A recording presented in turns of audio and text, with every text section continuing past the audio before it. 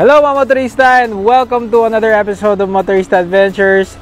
For today's video, we have here the Geely GX3 Pro Comfort. This is their top of the line model, no? So, yung si GX3 Pro, dalawa lang yung kanilang mga model lineup for this sasakyan na ni-release nila.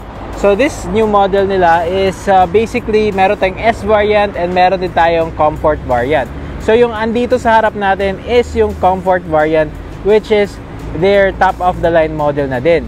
So yung transmission nito is CVT na instead of manual transmission. Meron silang manual transmission nito, which is the base model or the entry level model nila, 5-speed manual. So today tignan natin yung specs, features and everything that you need to know about this all new Geely GX3 Pro. Simulan na natin mga motorista. Let's start. So mga motorista, simulan natin yung ating exterior features ng ating GX3 Pro Comfort. And as you can see mga motorista, napakaganda din ng design nitong ating small crossover SUV. More of that econo car na pwede mong dalhin everyday mga motorista because it's small and medyo lifted siya ng konti than a typical sedan. So yung ating GX3 Pro, tignan nyo naman yung design sa harap, no? It is that Geely fascia sa kanilang family face and also the grille itself, no, Geely na Geely siya.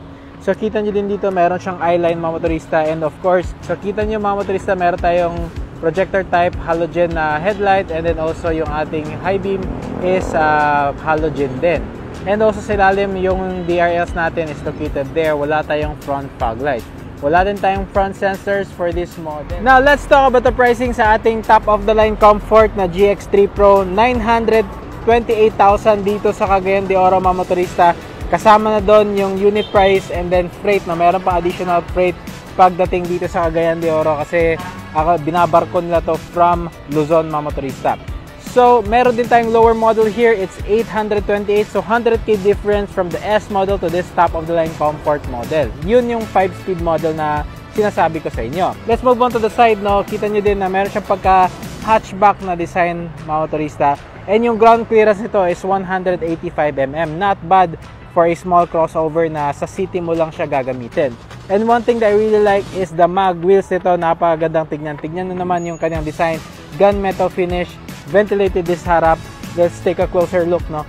So, meron tayong tire na gamit nila is Triangle. Advantex Eco yung kanyang model number. 205/60 R16. Naka McPherson struts tayo dito sa harap, typical sa mga crossover SUV. And then here naman mga motorista, you have your character line, no? Meron tayong wheel arch dito, naka bulging, and then character line papunta yan sa likuran. And yung ating side mirrors is typical Geely side mirrors na carbon fiber-ish yung kanyang design, parang kinuha nila sa Coolray. Meron din tayong turn signal lights repeaters here. Yung ating doors is same lang color sa body and meron siyang smart entry and engine push to start na din siya. Sa ilalim naman natin, meron din tayong mga plastic carbon fiber na finishing, which is really nice. And sa likuran naman, disc brake siya sa likod, no? For a small crossover, naka-disc brake na din siya. That's really, really good. So, let's move on to the back. Wala tayong masyadong overhangs dito mga motorista, no? Tignan naman yung gap sa rear bumper natin. And then, meron din tayong reflector dito sa likuran na parang parehas siya ng design sa harapan. Meron tayong rear fog lights here. Which is not typical sa mga ganitong model ng sasakyan, especially on the Japanese brand side.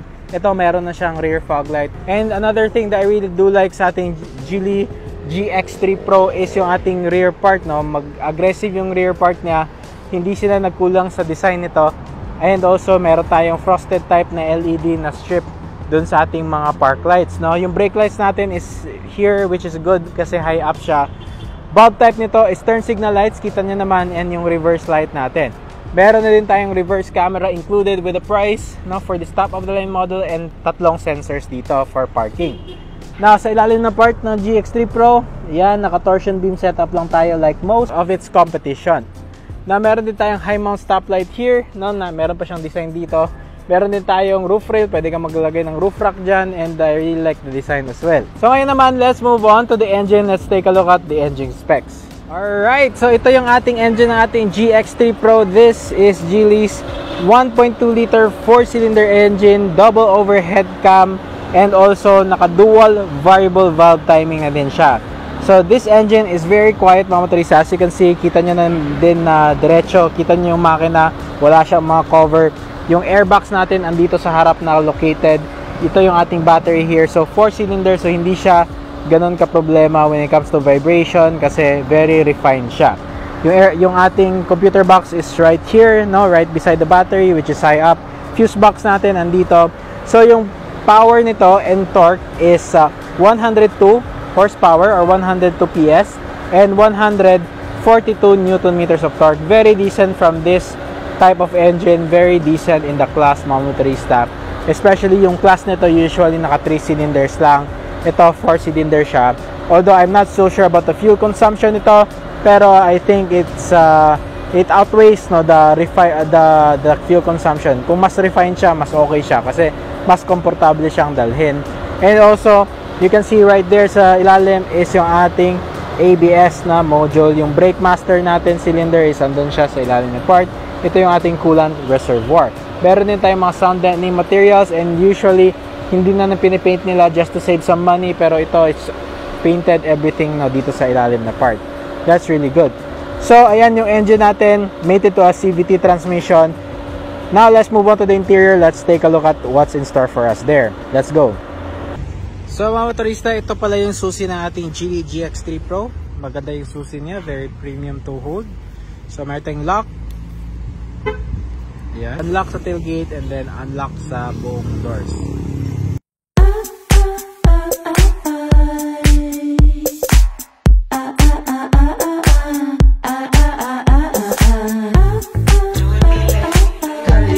The Geely GX3 Pro Comfort, top of the line model, and yung interior niya mga motorista is very nice looking, very modern looking no, from Geely.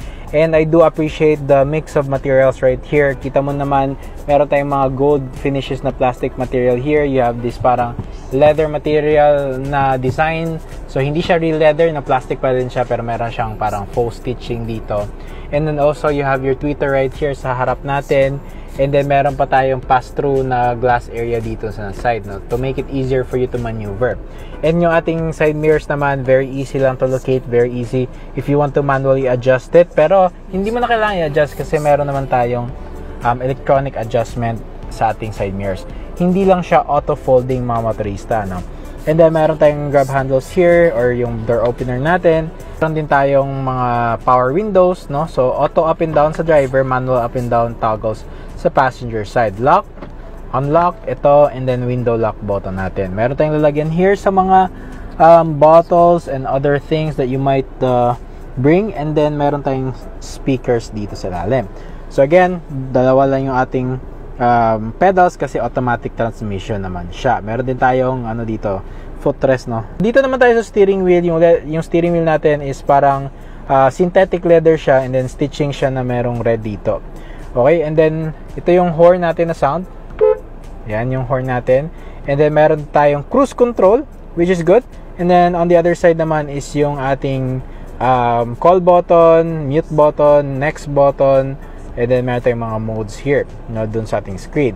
Now before we talk about that infotainment system, dito muna tayo sa ating gauges. We have here very traditional gauges. Kita nyo naman, meron tayong analog display sa ating RPM, and then analog din sa ating speedometer. Meron tayong MID or multi-information display dito sa harap natin. And in order for you to change that mode, you just have to press this button. Very simple lang talaga siya. You have your clock, you have your temperature gauge, fuel gauge, and your average fuel consumption. Liter per 100 siya nakalagay.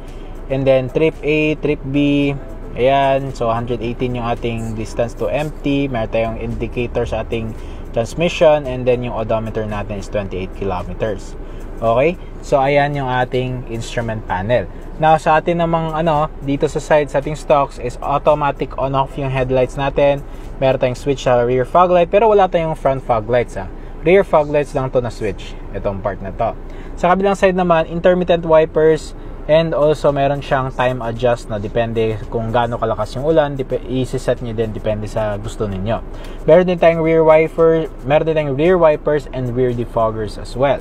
Now yung ating steering wheel, it is tilt, not telescope though, it's fine. in the price point, no, that this is going for. And then dito naman din sa ating screen, this is an 8-inch display. Akala mo 10-inch siya pero 8-inch lang siya. Meron tayong malalaking bezels on both sides, no. Located din yung ating mga buttons right here. I wish na physical buttons na lang siya, but hey, that's what we get. Capacitive buttons here. So meron tayong power, telephone, mode, back, yung ating home button which is the Geely logo, volume up, volume down, and mute button. So yung ating screen is a good 720p naman display. Very competitive din sa ating segment. Wala tayong CarPlay, wala tayong Android Auto. Geely has yet to provide, no, an infotainment system that has smartphone integration, but I think merong way, no, para makuha mo yon.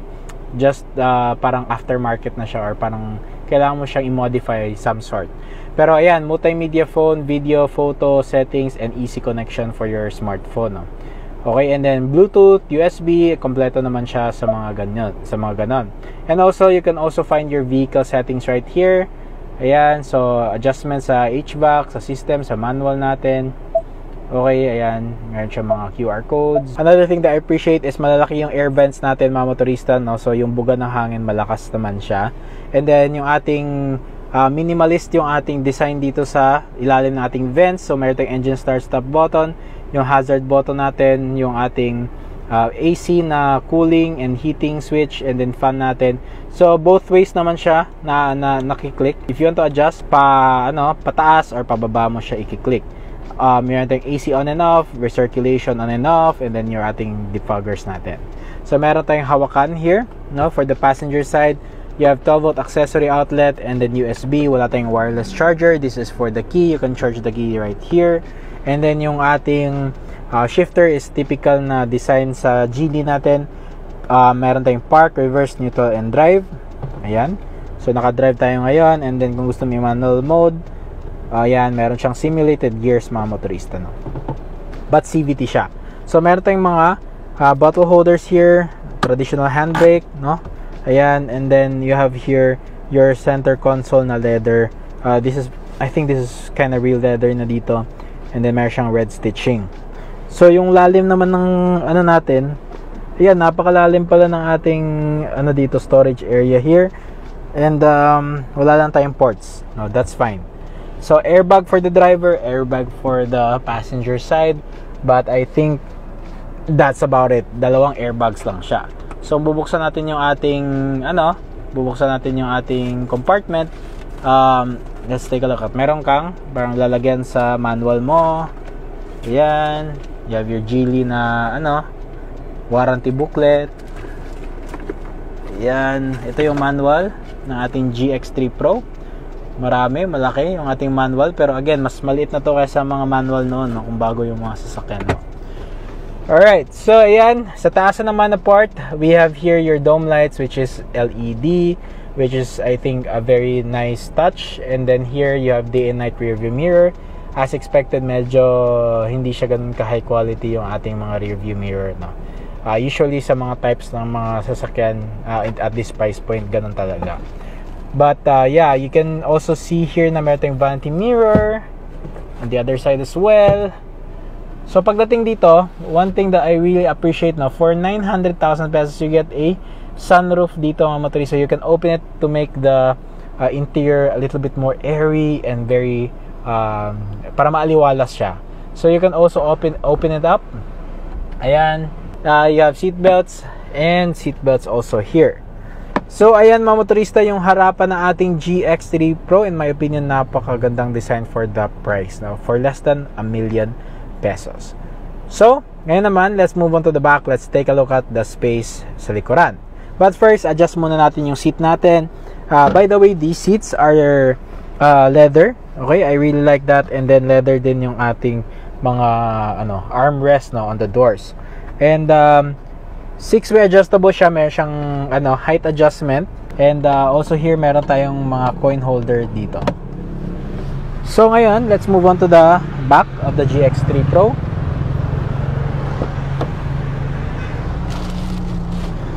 Pasok tayo sa loob. Okay, so as expected, no, the space here is very decent naman, but not the best in my opinion.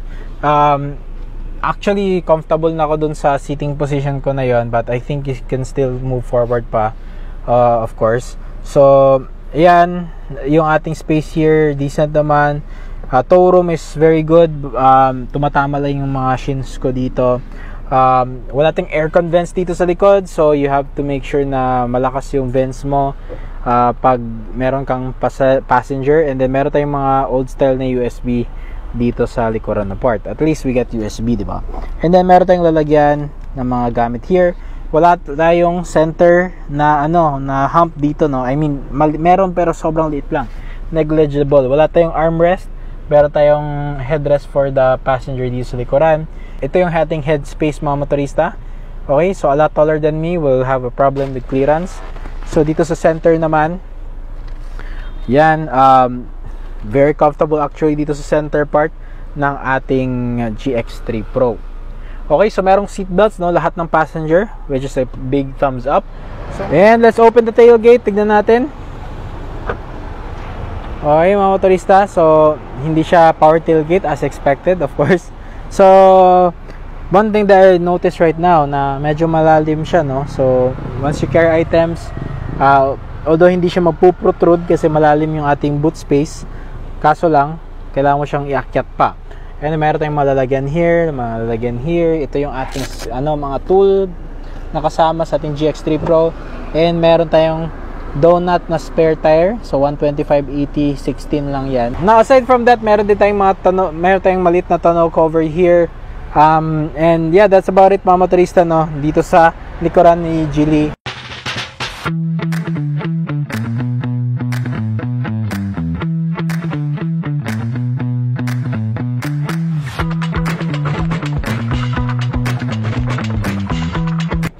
So tingnan natin yung ating reverse camera, no. Yan. So ito yung reverse camera natin. Hindi siya high definition na camera dito sa likuran, pero meron na siyang movable guidelines, and I think it's pretty accurate as well. One thing lang is that camera natin is parang nagka-cut off lang siya dito sa mga kanto niya. Hindi included yung ating mga sides, no. So again, you still have to use your mirrors na in order to park this thing like any other car. Yan yung ating reverse camera ni GX3 Pro. So ngayon naman, mga motorista, let's take a look at the basic safety features na itong Geely na top of the line GX3 Pro natin, Comfort. So meron tayong ABS, EBD, traction control, stability control, meron din tayong hill start assist. So that is all ties into the nature of this small SUV, which is practicality, mga motorista, daily driving. And also, one thing na big plus sa kanya in the segment is that it is a 4-cylinder. It's very smooth dito sa loob. Wala talagang vibration akong nararamdaman. This is the Geely GX3 Pro. What do you think sa kanya? Is it worth for 928,000 pesos? Definitely, in my opinion, no. When it comes to the competition, it undercuts the Japanese manufacturer when it comes to specs and features wise.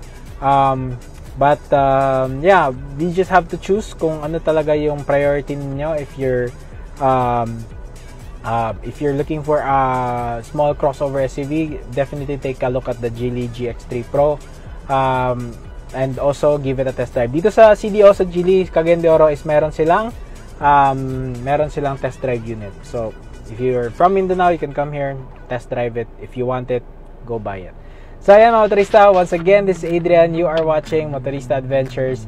And like and follow our Facebook page as well, and also this YouTube channel. Maraming salamat, and I'll see you on the next episode. Bye-bye.